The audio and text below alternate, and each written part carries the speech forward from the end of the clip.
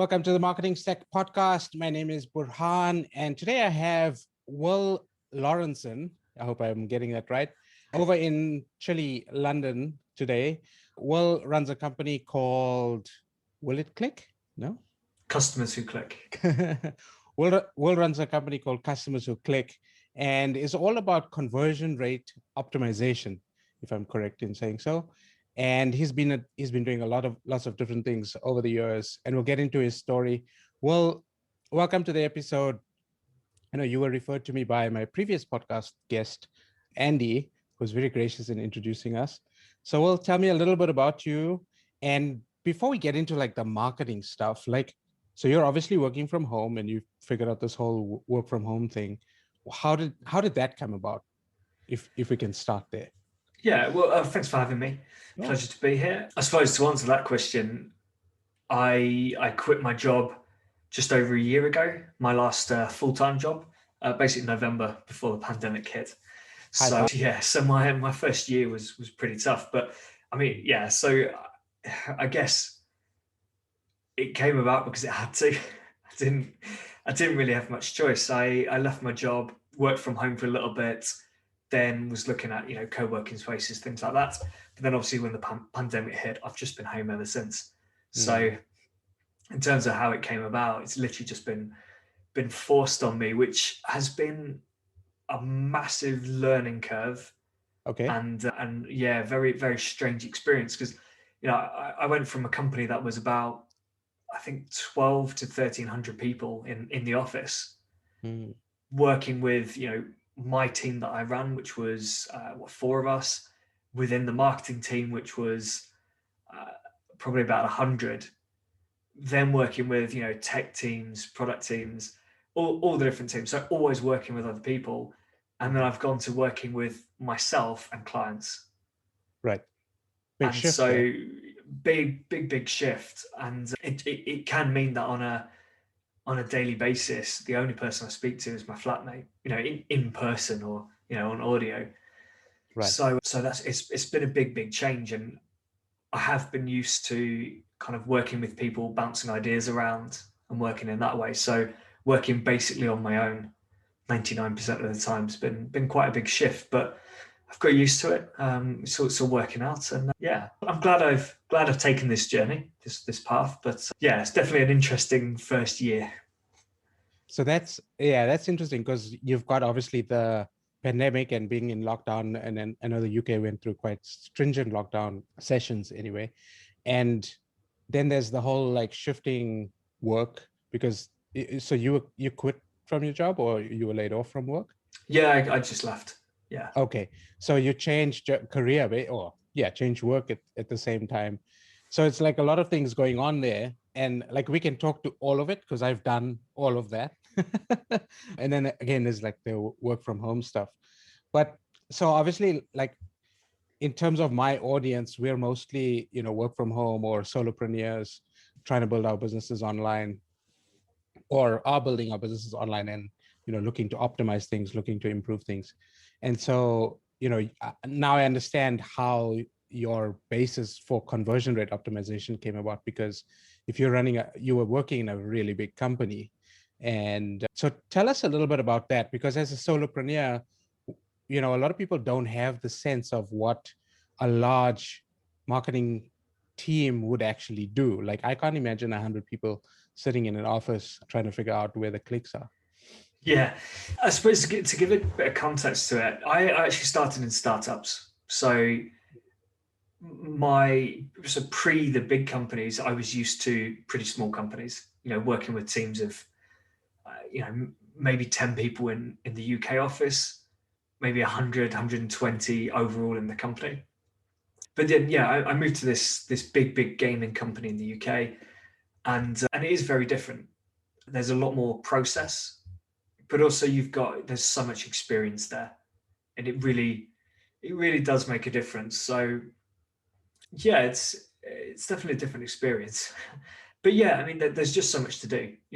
The company that I was at, I think they were spending maybe 60 million a year on, was that? I can't remember if that was the PPC budget or the marketing budget, the acquisition budget, but yeah, still a lot of money. think there's about 60 million a year. So there were, 4 or 5 people on the PPC team, 4 or 5 people on the digital media team, the app team, the affiliate team, SEO team, my team, which was the conversion team. And then we had acquisition operations, who are basically the guys who are responsible for all the analytics and the tech platforms that marketing acquisition gets to use. And then there's the retention side. So that was pretty much the email marketing, the CRM retention team. So that was another, 30, 40 people probably, split between our different brands. So, it definitely wasn't the case that you're wondering how you can possibly have all these people getting involved and how there couldn't be some overlap. They were responsible for different areas, different channels, different brands. So it did actually make sense. Because I've had that before where I've thought, how can a company possibly have 100 marketers doing this when Right. at this startup I was at, we were doing perfectly well with 5. But I think it comes down to sort of the processing of data, because, like even as a solopreneur, you've got Google Analytics, you've got, if you're running Facebook ads, you've got analytics on Facebook, you've got, your page analytics, you've got your group analytics if you're running a group, and then you've got all the individual stats of all the social, like even for one person who's just got a lot of social accounts, so a lot of data being fed through from all of these things, it can be a lot to keep up with, and possibly a YouTube channel, maybe podcast analytics too. So I understand it. It's like there's so much data, especially when you're spending that amount of money, as a big corporation, as a big company across various divisions or brands or products, then yeah, it makes sense, because in terms of optimization, it's only in that analysis that improvements actually happen. So speak to me about that and why the data actually informs CRO. Yeah, I mean, so obviously when you've got that amount of data coming through, that amount of spend, that traffic, you've got the ability to test very quickly, and you've got the ability to learn very quickly. So, and it's not just the A/B tests that the conversion team would do. You're learning off all the A/B tests that the PPC team are doing and the Facebook team are doing, and you can learn from that. So, one thing, for example, we learned was we had one promotion which technically could be talked about in 2 different ways. You could either put a monetary value on it and say you get up to £50 of bingo tickets, or you could say you get up to 200 bingo tickets, or it might have been a fixed 200 bingo tickets. So the PPC team would test that messaging, see which one resonates with the actual with getting people to click through, and then we could put it on the actual kind of welcome flow, deposit flow. And then likewise, we could test something out in our emails, because we had the conversion team was also responsible for a certain email database, basically like leads, before they became an actual player. So we would be able to test in email as well, and then use that messaging on the website. So there's plenty of data, plenty of teams, and when you're working together, you've got those different viewpoints on things. So the PPC team have an understanding of what's the mindset of someone who is doing a search and coming through PPC versus the mindset of someone who's just browsing Facebook and we put an ad in front of them. Right. Versus the mindset of someone who's decided to sign up but hasn't deposited and played.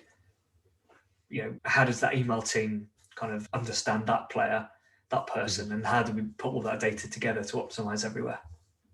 And of course, if I may, sort of, my assumption is in terms of gaming. So was this like a gambling kind of gaming website? Yeah. Okay, so like if somebody's in that state of mind, or if they're an addict in that sort of field, I'm sorry to say, but they are. A lot of people are addicted to these types of things. If that's what's on top of mind all the time, then yes, it would always inform their decision, where they're looking at the ad, where they're clicking through from, what they're searching for. And so that's where intent comes through. And it's very interesting. And with lots of data, I find it fascinating to see, like, to try to analyze, like, why did this particular source convert lower or higher compared to others, and try to understand the rationale behind it. And you need lots of data to actually justify, to confirm your thinking. And a lot of customers, a lot of clients, a lot of businesses don't have a lot of data. A lot of businesses actually, especially small startups maybe who are not running ads, don't have that information. So how would they begin to start optimizing, or how would they begin to start testing what the market is looking for off the bat? I guess it depends on what size exactly we're talking about. If we're talking very, very small startup, speak to customers, get feedback from them. It's always going to be the best source of feedback, even for a company that's doing, hundreds of thousands of data points that contribute. It's the actual qualitative feedback which always gives you the best answers. So I would definitely recommend emailing customers, surveying customers, phoning up customers, asking them what they do and don't like about the platform or the e-commerce website or whatever. If they haven't bought, try and find out why. If they've bought and churned at some point, again, why did they sign up in the first place? What did they like about it? What convinced them to actually sign up? And what has resulted in them churning? There's even those kind of three segments of people who signed up but never converted, people who converted and churned, and people who converted and are stuck with you. Just surveying those three groups is going to give you loads of insight. Yeah, and that's quite interesting, because when you have that type of information, and again, like we're assuming that smaller businesses have that type of information, and hopefully they do, especially if they've got some sort of a business. Yeah, the answers that come out of those people are going to be slightly different or the same, and depending on what they say is going to inform. I would also take it a step further and sort of build that into the customer relationship cycle, because if you send out an email or somebody buys something, there's nothing wrong with putting in a small survey or a feedback form, or even just like give us a star rating, or like something simple in an email, or through the cycle, just to get a touch point, just to get a pulse on what's going on, without hurting the entire customer journey. What do you think about that? Absolutely. I always think it's important to follow up with people. One thing that really bothers me is when e-commerce websites send you a review request just a few days after you've purchased, but what they don't do is actually follow up to see how happy you are. And I get, there is the argument that, the reviews need to be unbiased, so you should be reviewing everyone anyway, regardless of whether they're happy or not. But that's not the point. The point is, as a business, you should be reaching out to the customers to make sure that they're okay. Just checking in. How is the product, or how is the service? Are you finding what you need? Is it the right fit? Do you understand how to use it, or do you need someone to walk you through the platform? That sort of thing. Just a quick email makes a massive difference to people, even if they're absolutely happy. And then you can follow up with that review request a bit later. But I think it just comes across as you don't really care if you get the purchase and then the next time they hear from you is, can you go rate us on Trustpilot or something? It just or doesn't. You get another email to say, hey, don't you want to go buy something else? Yeah, it's similar to, you make a purchase and then immediately there's a pop-up asking you to refer a friend to get a discount. And it's like, well, I'm not at that stage yet. Right. I don't know if I want to refer a friend because I've literally just bought this for the first time. So why not wait till I've had a chance to use it, check in with me to make sure I'm happy. When you're confident I am happy, or if you just don't hear back from me, then as part of an onboarding sequence or a welcome series, that's when you then ask me to refer a friend or review. But even referrals, I'd probably leave to maybe after the second purchase. I actually ordered something quite recently. I received it yesterday, I think. And it's a product, a consumable product, I guess that's the term, that I have a subscription refill for. But they asked me to refer a friend, and that friend would get a free case, the kind of reusable part of it. And I was like, well, I don't know yet, do I? If I keep my subscription and I get that second subscription or even third, that's when you can say this guy's probably happy because he's still paying for it. let's get him to review it, or let's get him to refer a friend. But it just doesn't make sense to do it straight away. And I think that's what a lot of businesses do. It's almost like a lot of businesses are collecting reviews just because they think they're supposed to do it. Well, yeah. So I was going to say, I think a lot of people are looking at features of certain softwares, or they're listening to maybe marketers, or they're listening to YouTube channels, or they're taking some sort of a course, and the guru is saying, this is what you have to do. And they automatically just go and do it without thinking about what their customer's experience is. And in some cases, don't actually analyze to see whether that's hurting their overall conversion or their lifetime customer value or not. Yep. Yeah, that's a big mistake that I think people make. One thing I like, and I don't know if you want to get into software too much, but I've used Klaviyo extensively, connected to Shopify, and there's so many deep integrations there where you can decide and segment customers in so many different ways, and time emails in so many variations, that one, it becomes very complicated, and it's kind of like, okay, if you haven't really thought through the process, you can get tangled up in your own web of trying to figure it out. But if you do, it can actually improve the overall success of your campaigns, and I've seen that happen multiple times. What do you recommend in terms of, so if somebody who's listening to the episode says, okay, well, I need to look at my buying cycle, what would you recommend, sort of the top 3 or 4 touch points, and what would you look for, and sort of what would you think about in terms of making changes? Oh, it's quite a broad question. I mean, I deal primarily with the website experience and the post-purchase experience. Okay. So I don't do much with advertising, so I'm not really going to touch on that. I think the key thing for a website is someone can find what they want easily, quickly, and then they can, it convinces them to purchase, and then the website is easy to use to actually make that purchase. So the information has got to be there, the benefits. That product needs to sell itself, so that when someone's looking at it, they go, yeah, this is absolutely the product that is going to solve my problems. They decide to buy it, and then the website's got to be easy to use so that they can complete that purchase. So it's almost like there's 2 objectives there. You've got to convince the person that it's the right product, and then you've just got to make sure, they can go click, click, click, buy, done. Right. Like, keep the trust through the journey. Yeah, keep the trust, but just make it easy. Have a guest checkout. Don't ask for ridiculous amounts of extra information. Offer a few different payment options, that sort of thing. You don't have to offer free delivery. A lot of people say you do, but it does work really well if you can afford it, if you can make it work with order thresholds. But otherwise, just charge a small fee. But the important thing is, if the product has done the right job, or the product page has done the job and it's sold itself to that person,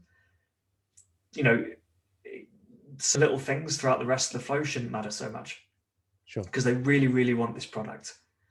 So, well, I would say there is one caveat there, or I guess it depends also on the type of business. But what's your take on upsells?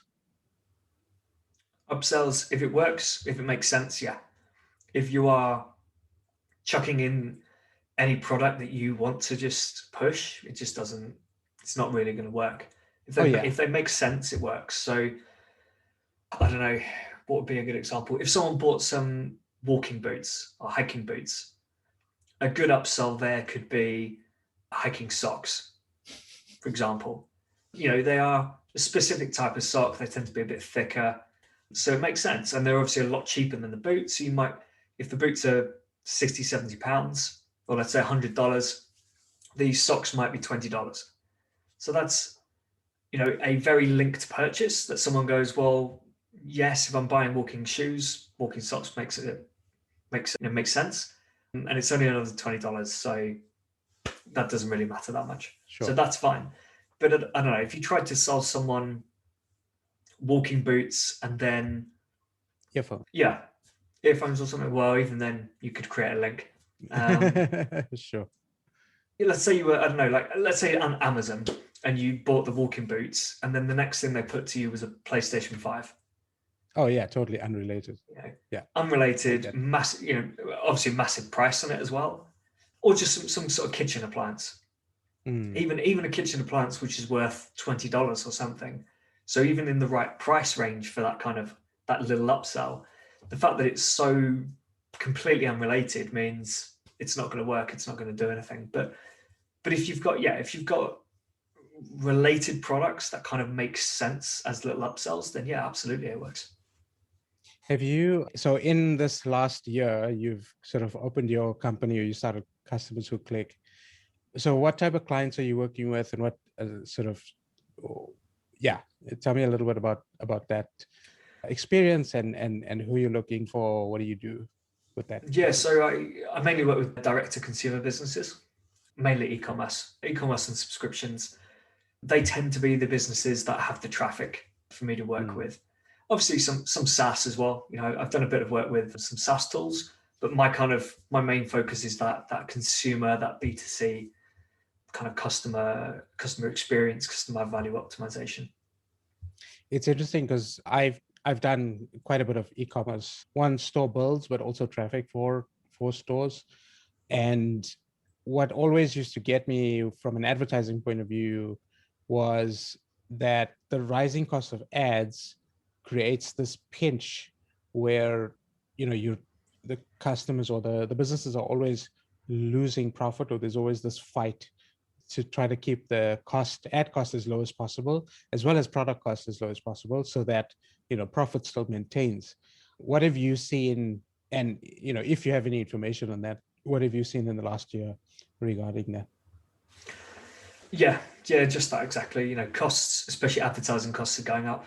I know we saw a massive drop at the start of the pandemic Mm. because loads of businesses cut back, but they seem to have got back up to previous levels, possibly even more More. now. So Right. yeah, and that's kind of why I do what I do. In the startups that I worked at, there was very much focus on Mm. acquisition and spending that money, and the marketing team's job was to bring in new people, and the products were never good enough. There were always some issues that we as the marketing team would highlight, and so it was kind of those experiences which led me down this route of saying, I don't want to deal with the advertising. I don't particularly find it that interesting, to be honest, for me. Mhm. What I like is when someone is on a website and they're browsing a website, why aren't they buying? And how Mhm. do we what's missing? What do we need to do differently? How can we convince that person that they've clicked on an advert, so there must be some interest there. So how do we turn that interest into a purchase? Right. Um, Or even if they came through organically, I'm sure you have the data yeah, too. yeah. Or if they came through organically, just if they've arrived on a website, there's a reason they've arrived on that website. Mm. And it's yeah, all right. It's possible something's just wrong with the advertising, and they were advertising something completely misleading. But generally speaking, if they've landed on the website, they should be either looking to purchase or looking for some information. Well, there is a way. So in analytics, you can actually exclude the bounces. Like if you bounce anybody who's over 90%, you can exclude them because it's kind of like, okay, they weren't serious people anyway. So Yeah. depending on, I don't know if you actually do that, but that's a way that I would approach that. Tend to look at it. It's a case by case basis, really. Sure. There'll be pages where you get a 90% bounce rate, but it'll be, it could be blog pages where it kind of Mm. makes sense. Someone comes in, finds the information they need, and goes. If my product page has a 90% bounce rate, then either there's an issue with the product page, an issue with the advertising, or both. Or the website. Oh well, the product page, yeah, Yeah. Well, I generally categorize it in three because when I say website, it's like, okay, something technically wrong with the website. Could be design. It's you and I talking the same thing. I yeah, just yeah. separate them so that it's kind of back end, front end stuff. Okay. Yeah. And so where do you see all of this going in the future? Like where do you see conversion rate optimization going? Why is it so important? Well, actually, so I'm moving away from talking about conversion rate optimization that much now. because it can be a misleading metric. Hmm. If I can increase conversion rates, but in ways that are going to be costly to the business. But if you pitch on, conversion rate's the most important thing. If you get your conversion rate up to 15%, if you 10 times your conversion rate, you're going to get 10 times the money. But it doesn't work if, in order to get that increased conversion rate, you have to do free shipping and free returns and 50% off your first order and stuff like that. Right. So you can bump that conversion rate up, but it doesn't make sense for the business. So I'm looking at mainly customer value optimization now. So how do we convert people at the as easy as quickly as easily as possible at the highest value possible, and then how do we get them to come back later? So it's kind of a bit of a longer piece. I don't switch off when someone makes a purchase. I don't view that as my job complete. I view it as job complete when that person is coming back again and again. I actually like that a lot, because that gives you a unique position in the marketplace as well. Because I don't think there's many people that's talking about that, or if they are, it's very, very few. No, it is a bit segmented. Those people tend to be kind of CRM and retention people, which makes sense. You need those. Those are important, but I don't think. Yeah, it would be easy for someone to kind of missell CRO and then say to someone, well, I have got I've got your conversion rate up to 10%. So what are you complaining about? Right. Like, that's what you hired me to do. And it's because they've taken used tactics that are actually devaluing. Yeah. Well, so I think it's always sorry. No, I was going to say, it's interesting you bring that up, because I think a lot of marketers, whether they're good marketers or not, or whether they're in integrity or not, use a lot of these sales terms to bring clients in, promise the world, and not educate the client on what the implications could be if the goal is reached. And I loved your example about you increase the conversion rate, but the business is basically gone to shit because Yeah. we just can't profit on the product itself. And I think that tends to that lends itself to any company that's online, because there are costs associated, not as heavy costs as a physical brick and mortar business, but online there are definitely costs, and those costs are rising. And so yeah, it makes total sense. Yeah. You're gonna continue before sorry, I cut you off there. I think I was just going to say, if you are kind of pitching CRO services, it makes sense to really put a focus on average order values. All right, maybe not so much that lifetime value piece, because that is a long-term thing, which does involve email marketing and some other areas where you might want to focus on that CRO. But the important thing is that you are making more money per person as well. Obviously, there are some cases where you might sacrifice that. You might say, well, we can give away the first month free, stuff like Netflix, Spotify, but they know that first month is going to cost them very little, and the chance of someone converting well, chance of someone sticking around for a long time is quite high. I think I read, I don't know if this is an accurate stat, but I read somewhere that Netflix has a lifetime value of about 25 months. So let's just assume that's correct. They're going to earn $10 a month for 25 months. They know they can give the first month away for free and still spend maybe $50 to actually acquire that person, and they'll be fine. But as an e-commerce brand, it's a bit more difficult, because you haven't got that kind of natural, almost like lock-in. Once you're subscribed to Netflix, it's very easy to just leave it. It's almost like a gym membership. Sure. Even if you don't really use it, you just kind of leave it there. Yeah.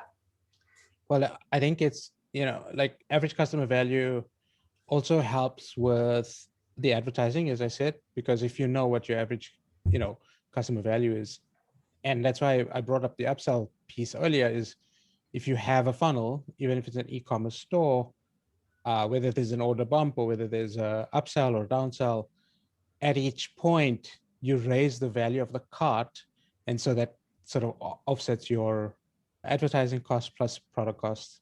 And if you have a subscription model, which I think you mentioned that you also focus on, that over time, then those subscriptions do make up for any costs that are incurred upfront. Yeah. So there are definitely ways around it. I think in a lot of businesses, they've got to have sort of the balls. They've got to have the guts to actually, open up with something like that, because it can also hurt the business depending on what the offer is right up front. But again, that comes down to testing and seeing what the market wants.